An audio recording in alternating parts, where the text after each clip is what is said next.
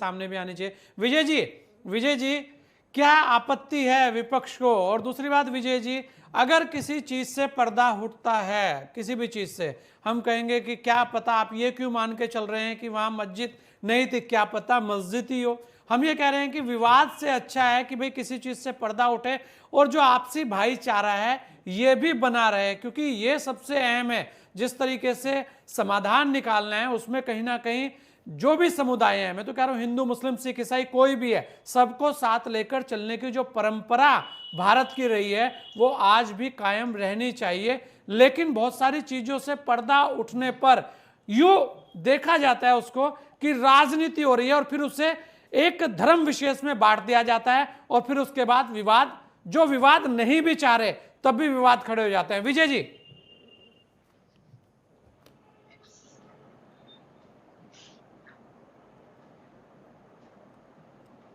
मस्जिद तो बहाना है, देश के हिंदू मुसलमानों को लड़वाना है। भाजपा को जनता का ध्यान महंगाई, बेरोजगारी, विदेशी कर्ज और जरूरी मुद्दों से हटाना है। आप जो कह रहे हैं, आपने इतनी अच्छी बात कही है कि पटाक्षेप होना चाहिए, लोगों को सच का पता चलना चाहिए कि ताजमहल को तेजो महल कहा जा रहा है और ज्ञानवापी मस्जिद जो है वो मंदिर थी। तो इसके लिए कोर्ट की भी क्या जरूरत है?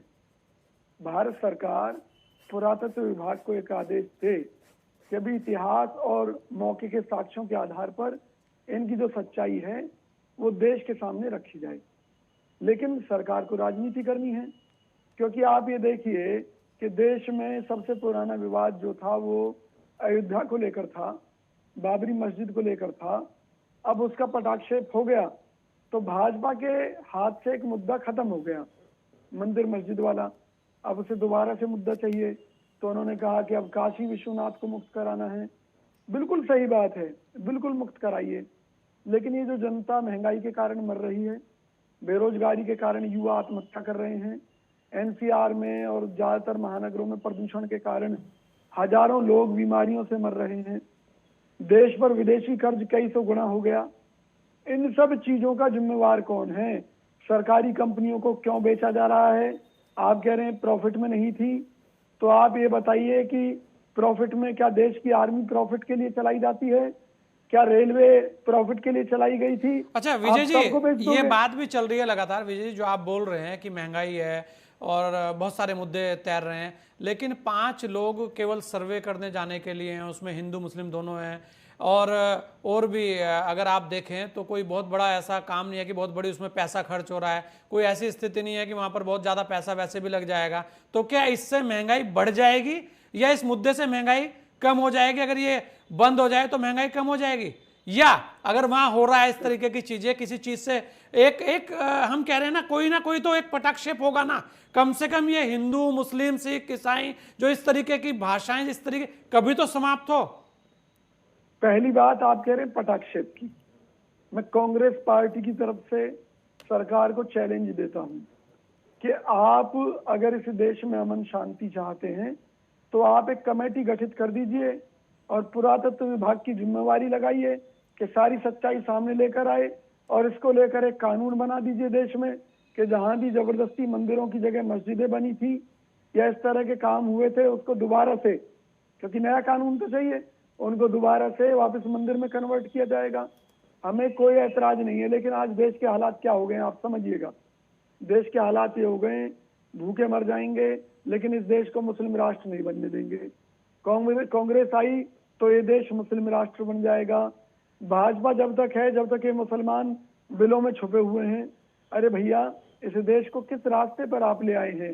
देश पर विदेशी कर्ज की बात होनी चाहिए, महंगाई की बात होनी चाहिए, बेरोजगारी की बात होनी चाहिए, लेकिन इन्होंने एक तरीके से हिप्नोटाइज करना शुरू कर दिया है, धर्म की अफीम चटा चटा कर, लोगों को बरगला कर केवल लड़वाने का काम कर रहे हैं। विजय जी, जरा ओम प्रकाश जी से भी पूछ लेते हैं। ओम प्रकाश जी, अच्छा सिर्फ एक बात और कह रहा हूं जी।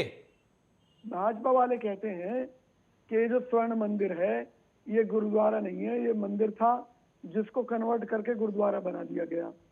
आप किसी भी गुरुद्वारे में मंदिर शब्द नहीं लिखा देखेंगे, तो क्या कल को ये लोग तो स्वर्ण मंदिर पर भी जाकर कब्जा करने की कोशिश करेंगे? तो इन परिस्थितियों में जो भाईचारा बिगड़ेगा देश का, अगर कोई ओम प्रकाश जी, तो क्योंकि उसका बहुत सारे जिम्मेवार कौन सवाल होगा? लगा कोर्ट के बाद उस पर भी फिर फैसले पर एक नई तरीके की बहस शुरू हो जाती है जो कि अभी दिखी। तो समाधान के लिए लोकल लोगों का आपसी एकजुट होकर होना और उस समाधान को करना जरूरी है, या वहां पर बाहर से आकर लोगों के द्वारा राजनीति करना, आखिर इसे कैसे दूर किया जाए विजय जी? ये आपने बिल्कुल सही बात कही।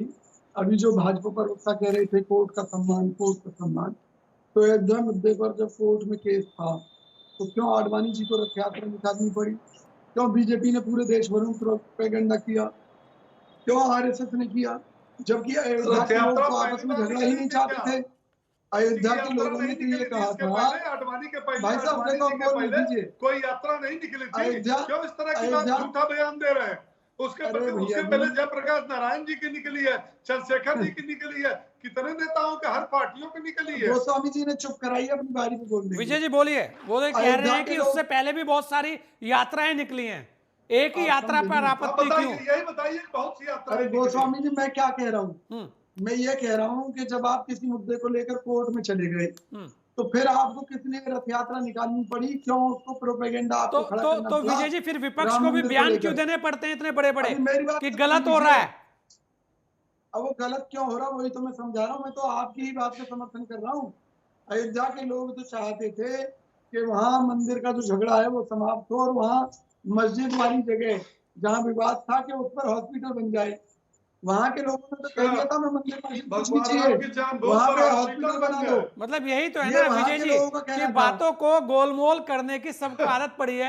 अब आप उस चीज को मैं ये कह रहा हूं कि अगर कोई क्या देश में संविधान है तो क्या कोर्ट का फैसला गलत होगा? ये बताइए। चलिए आप विजय जी। मैं तो ये कहता हूँ जो कोर्ट का फैसला है वो कोर्ट कांग्रेस पार्टी को स्वीकार है जो होगा, लेकिन भाजपा को इस पर राजनीति नहीं करनी चाहिए। अगर आप ये कह रहे हैं कि वहाँ जो स्थानीय लोग हैं वो झगड़ा नहीं चाहते तो ये बाहर से इतने लोग पहुंचे कैसे?